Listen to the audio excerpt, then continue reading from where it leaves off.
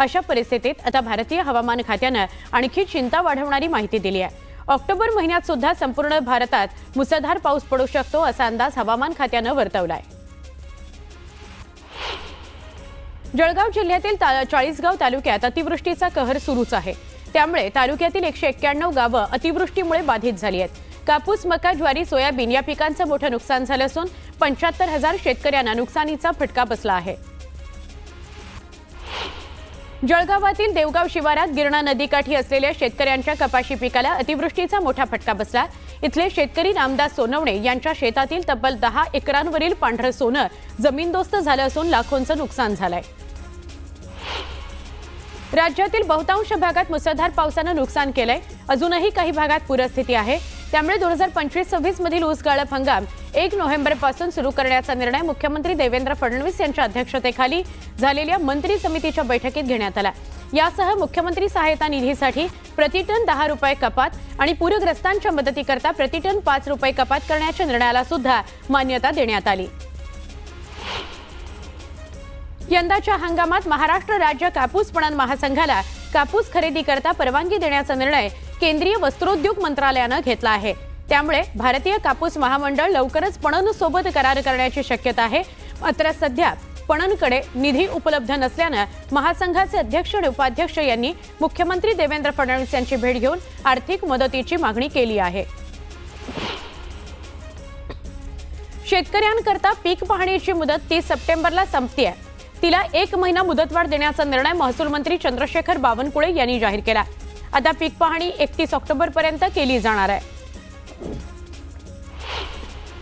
दिवाळीच्या काळात कोकणात प्रवाशांची होणारी गर्दी लक्षात घेता मध्य रेल्वेच्या समन्वयाने 2 विशेष गाड्या चालवण्याचा निर्णय रेल्वेने घेतलाय। यामध्ये मडगाव लोकमान्य टिळक टर्मिनस साप्ताहिक विशेष आणि चिपळूण पनवेल मेमू विशेष या गाड्यांचा समावेश असेल। मुंबईतील नागरिकांचा प्रवास अधिक सुरळीत आणि सुसाट होण्याकरता रेल्वे प्रशासन नेहमीच नवनवीन उपाययोजना काढत असतं। अशातच आता प्रवाशांच्या सोयीकरता प्रशासनाने पश्चिम रेल्वे मार्गावर नवी स्थानकं उभारण्याचा महत्त्वाचा निर्णय घेतलाय। यामुळे प्रवाशांचा चांगलाच फायदा होणार आहे। नवी मुंबई आंतरराष्ट्रीय विमानतळावरून आता विना अडथळा उड्डाणं होऊ शकणार आहेत। या विमानतळाला नागरी उड्डाण महासंचालनालयाकडून एरोड्रीम लायसन्स जारी करण्यात आलं। राज्यातील कर्करोगाच्या वाढत्या गंभीरतेकडे पाहता उपचार, मनुष्यबळ आणि संशोधन याचा सर्वसमावेशक आराखडा तयार करण्याकरता राज्य सरकारने महत्त्वाचा निर्णय घेतलाय। राज्यातील सर्वसामान्य नागरिकांना 18 रुग्णालयांमधून त्रिस्तरीय दर्जेदार कर्करोग उपचार सेवा उपलब्ध करून देण्याकरता धोरण आखण्यास मंत्रिमंडळाने हिरवा कंदील दाखवला आहे। म्हाडाच्या घराचा ताबा मिळाल्यापासून पुढील 5 वर्ष हे घर गाळेधारकाला विकता येत नाही। पण यापुढे मात्र म्हाडाच्या सोडतीतील घराचा ताबा मिळाल्यानंतर ते केव्हाही विकण्याची मुभा विजेत्यांना गाळेधारकांना मिळण्याची शक्यता आहे। भारताने गेल्या काही वर्षात मोठ्या प्रमाणात सोनं खरेदी केली। गेल्या वर्षभरात सोन्याने भारतीय शेअर बाजारापेक्षा जास्त परतावा दिला। त्यामुळे गुंतवणूकदार श्रीमंत झालेत। तसंच सोन्याने विक्रमी उच्चांक गाठलाय। देशातील सोन्याचं मूल्य 30 लाख कोटींवर पोहोचलं आहे, जे अनेक देशांच्या जीडीपी पेक्षा जास्त आहे। रिझर्व्ह बँकेने कठोर नियम लागू करूनही सोन्याच्या कर्जात प्रचंड वाढ झाली।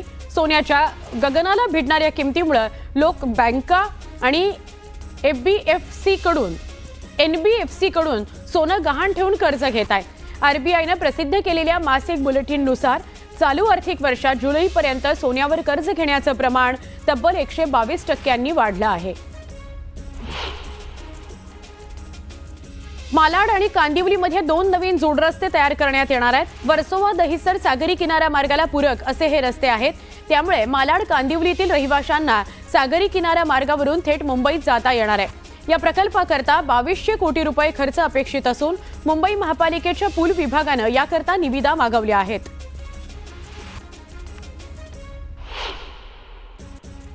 एक महत्त्वाची बातमी बघणार आहोत। राज्य परिवहन महामंडळ म्हणजेच सर्वसामान्यांच्या लाल परीची पुन्हा एकदा भाडेवाढ होतीये।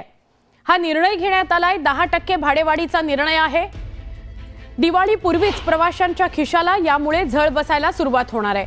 विशेष म्हणजे दिवाळीपूर्वीच प्रवाशांच्या खिशाला जळ बसणार असून एसटी महामंडळाची भाडेवाढ यंदा सुद्धा निश्चित करण्यात आल्याचं समजतंय। एसटी महामंडळाकडून दिवाळीसाठी 10% भाडेवाढीचा निर्णय घेण्यात आलाय। 15 ऑक्टोबर ते 5 नोव्हेंबर ही भाडेवाढ लागू असणार आहे। दिवाळी सणाकरता एसटी बसनं प्रवास करणाऱ्यांची संख्या लाखोंच्या घरात असते। सध्या 4 चाकी खासगी वाहनं वाढली असली तरीही एसटीचा प्रवास सुरक्षित प्रवास मानला जातो, पण आता एसटीचा प्रवास महाग होणार आहे।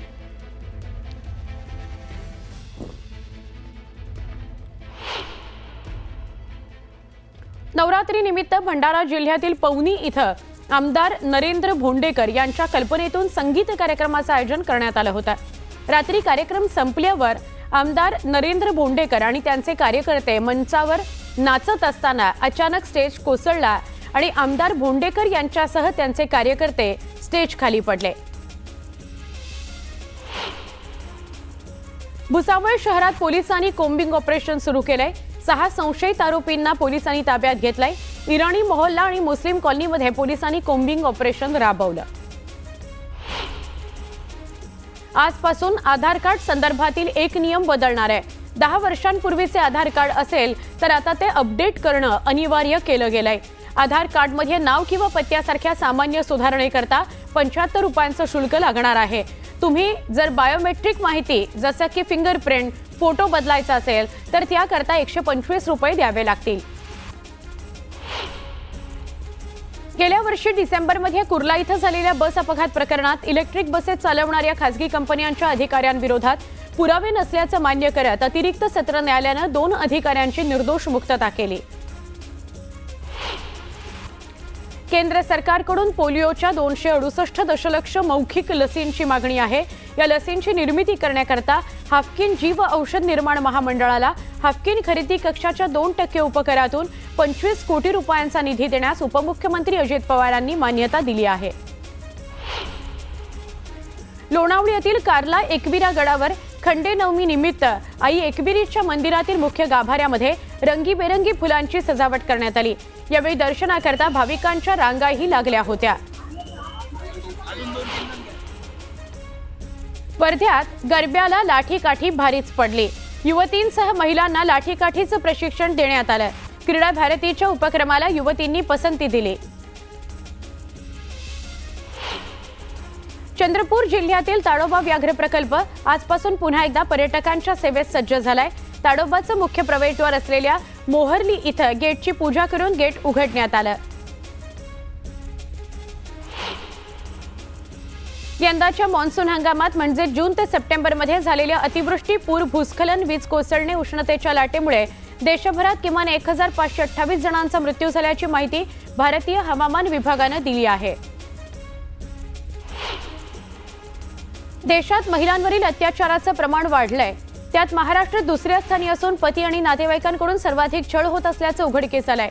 लग्नाकरता अपहरण आणि पळून जाण्याच्या तसंच सायबर गुन्ह्यांच्या घटनांमध्ये मोठी वाढ झाली आहे। तर आतापर्यंत 4.5 लाख महिला अत्याचाराच्या बळी ठरल्यात। माडाच्या कोकण मंडळाच्या 5354 घरांच्या आणि सिंधुदुर्ग जिल्ह्यातील ओरोस, कुळगाव, बदलापूर इथल्या 77 भूखंड विक्रीकरता आयोजित सोडतीकरता मंडळातर्फे सुधारित वेळापत्रक जाहीर करण्यात आलंय।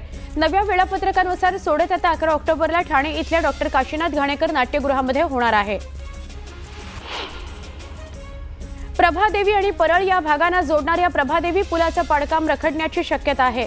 या पाडकामाला मध्य रेल्वेने हिरवा कंदील दाखवला असला तरी पश्चिम रेल्वेकडून अद्याप परवानगी मिळालेली नाही। पश्चिम रेल्वे एकरकमी 59 कोटींची मागणी करत असल्यानं हे पाडकाम रखडण्याची जास्त शक्यता आहे।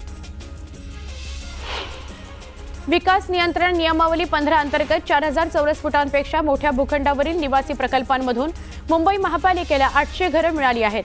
या घरांचा ताबा पालिकेला मिळाला असून त्यापैकी 586 घरांची येत्या दिवाळीत लॉटरी काढली जाणार आहे। सोलापुरामध्ये 2 गावठी पिस्तुलांसह 10 काडतुसं शहर गुन्हे शाखेने जप्त केली। सोलापुरात गावठी पिस्तूल बाळगणाऱ्या 2 आरोपींना पोलिसांनी अटक केली आहे। हिवाळा म्हणजे सुका मेव्याचा हंगाम. तब्येतीकरता ताकद आणि गोड पदार्थांना चव देणारे खजूर, काजू, बदाम, पिस्ता, अंजीर, अक्रोड, मनुके, जर्दाळू यांचा वापर घराघरात वाढतो. अशा वेळी केंद्र सरकारनं दिलासा देत सुका मेव्यावरील जीएसटी दर 12% थेट 5% आणला. या निर्णयामुळे मुंबईतील ग्राहकांना किलोमागे 40 ते 150 रुपयांचा फायदा होणार आहे. भिवंडीमध्ये बदकम्मा सण मोठ्या उत्साहात साजरा करण्यात आला. रंगीबेरंगी फुलं तबकात सजवून त्यावर हळदीच्या रूपाने गौरी प्रतिष्ठापित करण्यात आली. महिलांनी फुलांनी सजवलेल्या तबकाभोवती पारंपरिक गाणी गाऊन फेर धरला आणि नाचत हा उत्सव साजरा केला.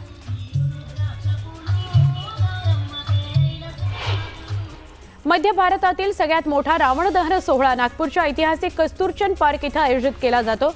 यंदाही हा सोहळा दिमाखात साजरा होणार आहे. याकरता तब्बल 60 फुटांचा रावण तसंच 55 फूट उंचीचा कुंभकर्ण आणि 45 फूट उंच असलेला मेघनाथाचा पुतळा उभारण्यात आलाय.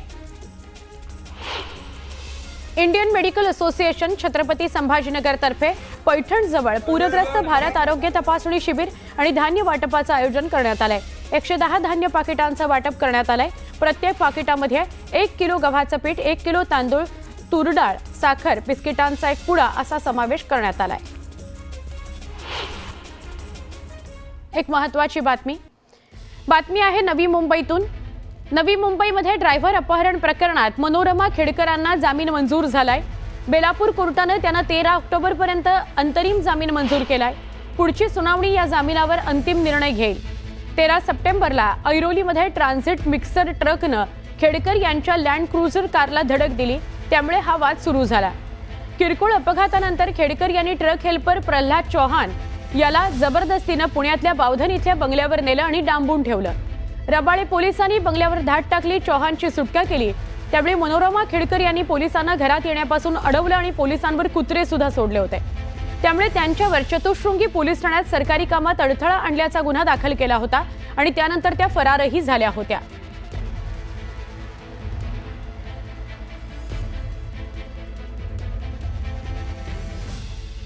मनोरमा खेडकर यांना सध्या तरी कोर्टाने दिलासा दिलेला आहे. त्यांना जामीन 13 ऑक्टोबरपर्यंत मंजूर झालेला आहे. त्यांनी त्यांच्या गाडीला धडक दिलेल्या एका ड्रायव्हरला बावधन इथल्या त्यांच्या घरी डांबून ठेवलेलं होतं.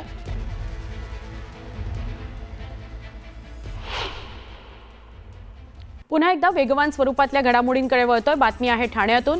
ठाणे महापालिकेच्या पिसे पंपिंग स्टेशन जवळ नदीपात्रातील गाळ, कचरा आणि झाडांच्या फांद्यांमुळे गंभीर अडचण निर्माण झाली आहे. पंपिंग स्टेशनमधील गाळ काढण्याचं काम युद्धपातळीवर सुरू आहे. असं असलं तरी त्याकरता 2 दिवस लागणार आहेत. त्यामुळे या दरम्यान पाणीपुरवठा मंदावणार आहे. तसंच पुढील 2 ते 3 दिवस ठाणेकरांना पाणी कपातीला सामोरं जावं लागणार आहे. राज्य मार्ग परिवहन महामंडळाला गेल्या 3 महिन्यांपासून मोठ्या तोट्याला सामोरं जावं लागतंय. मुसळधार पावसामुळे दररोज सरासरी 3 ते 4 कोटी रुपयांचं नुकसान होत आहे. विशेषतः मराठवाड्यातील तडाख्याचा अधिक फटका बसल्याचं स्पष्ट सांगण्यात येतं. एसटी महामंडळाच्या ताफ्यात असलेल्या जुन्या बसला HSRP म्हणजेच हाय सिक्युरिटी रजिस्ट्रेशन प्लेट बसवण्याची तयारी केली जाते. आतापर्यंत महामंडळानं 12,341 नंबर प्लेट्सची ऑर्डर दिली आहे. त्यापैकी 11,268 प्लेट्स मिळाल्याचं अधिकाऱ्यांनी सांगितलं. दसऱ्याकरता फुलबाजार बहरलाय. गुरुवारपर्यंत पुण्याच्या मार्केट यार्डातील घाऊक फुलबाजार दिवसा आणि रात्रीही सुरू राहणार आहे. बुधवारी झेंडूची आवक आणखी वाढणार आहे. मंगळवारी घाऊक बाजारात 1 किलो ओल्या झेंडूला 30 ते 40 रुपये आणि चांगल्या प्रतीच्या सुक्या झेंडूला 100 ते 120 रुपये दर मिळाला आहे. साथीच्या आजारांना आळा घालण्याच्या दृष्टीने ठाणे महापालिकेच्या आरोग्य विभागानं महत्त्वाचं पाऊल उचललंय. ठाण्यात मेट्रोपॉलिटन सर्व्हेलन्स युनिट सुरू करण्यात येणार आहे. येत्या 2 ऑक्टोबर रोजी दसऱ्याच्या मुहूर्तावर त्याचा प्रारंभ होणार असून या युनिटचा फायदा ठाणे जिल्ह्यातील इतर महापालिकांच्या ठिकाणांना देखील होणार आहे. मुंबई विद्यापीठाशी संलग्नित महाविद्यालयामध्ये पदवीचं शिक्षण घेणाऱ्या विद्यार्थ्यांना आता स्पर्धा परीक्षांचे धडे गिरवता येणार आहेत. मुंबई विद्यापीठ आणि ठाणे महापालिका संचालित चिंतामणराव देशमुख प्रशासकीय प्रशिक्षण संस्था यांचा नुकताच याकरता सामंजस्य करार करण्यात आला. राज्यात विविध ठिकाणी झालेली अतिवृष्टी आणि पूरपरिस्थिती यामुळे अनेक विद्यार्थ्यांना BPEd, MPEd, MEd आणि BEd तसंच MEd अशा अभ्यासक्रमांना प्रवेश घेता आला नाही आणि त्यामुळे विद्यार्थ्यांचं शैक्षणिक हित लक्षात घेता राज्य सामायिक प्रवेश परीक्षा कक्षानं संस्थात्मक वाढीव फेरी घेण्याचा निर्णय घेतलाय। ही फेरी 3 ते 5 ऑक्टोबर दरम्यान राबवण्यात येणार आहे।